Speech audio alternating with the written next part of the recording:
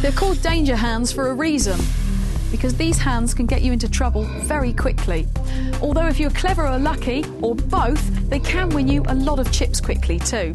Now the good news is that danger hands aren't just potentially dangerous for you, because if you play them well and at the right time, they can be dangerous for your opponents too. So what are these danger or marginal hands? Well, some say if it looks too pretty, it probably is. Take pocket jacks. Now that's not a marginal hand, you might shout. Give me the hooks every time and I'm happy. But you get a scary looking flop like this, and now tell me that it's not a potentially dangerous hand unless you let it go.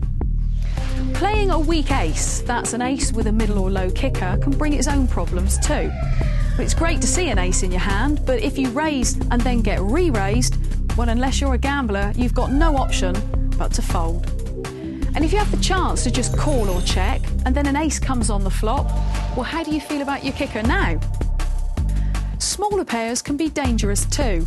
If you play them, do so when you can get in cheaply, and if you don't make three of a kind, also known as a set or trips, then just let them go. Winning at poker is all about making good decisions based on the information available to you. It's about calculating the risk and reward of each situation. And if you get it right more than you get it wrong, well, you'll do very nicely, thank you. Now, sometimes that means you have to be willing to let a hand go. This is something that gets so many players, especially the new ones, into trouble, refusing to believe that they're beaten. They'll keep on betting on the fourth and the fifth card, the turn and the river, in the hope that their card will come. But when it doesn't, they've blown all their chips. Clearly, there are some occasions when you might choose to stay in the pot, and there are factors that you should take into account if this is your plan. These include your position at the table, the size of the bet, and the other players. What hands do you really believe, based on the way that they've played so far or what you know about them, are out there? If it doesn't look good once you've reflected on these points, then get away from the hand and wait for a better opportunity. There will always be another one. There are some hands that, although they're called dangerous or marginal hands, present great opportunities to win big if the circumstances are right. Most of these hands are best played only from the late position at the table, which in a six-handed game are the two final seats. Why? Because by the time it's your turn to act, you've got a reasonable idea of what other hands may be out there, and you can put a better value on your own hand. Now, in this example, we've got suited connectors, two consecutive cards of the same suit in the late position. Now, there's a good amount of chips in the pot, and it's been called round to us. So we can call two, might hit some useful cards. Now, on the face of it, that's a good flop for us. And with everyone checking, we could make a raise with the top pair, flush draw and straight draw. But imagine trying to play this hand from an early position. You're vulnerable to a higher flush, perhaps a low set is out there, and if the board is paired giving us a set, then someone else with the same card will more likely have a better kicker.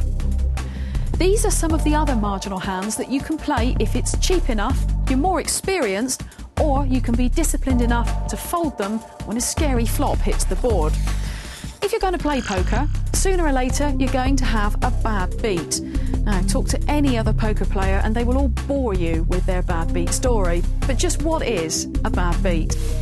Put simply, it's when you're certain you must be winning a big pot, but just haven't allowed for the incredible luck of your opponent generally hitting the miracle card on the river. Not only did you lose the pot to a fluke, but your stack is practically wiped out too. Because anyone can win in poker, and along with skill, luck plays its part, we all get bad beats. Dealing with these bouts of bad luck is a crucial part of the game. The best players are genuinely able to realise that it was just bad luck. Then they forget about it and move on to the next hand. For others, though, it can result in a poker player's worst condition, going on tilt. A player on tilt does everything wrong. They play with the wrong cards, they bet when they should fold, they get more and more frustrated with other players until, inevitably, they blow themselves out of the game. Recognise the symptoms of being on tilt. Just ease back on the number of hands you play only the strongest hands for a short while until you can get back in control. And who knows, you might quickly find yourself handing out a bad beat.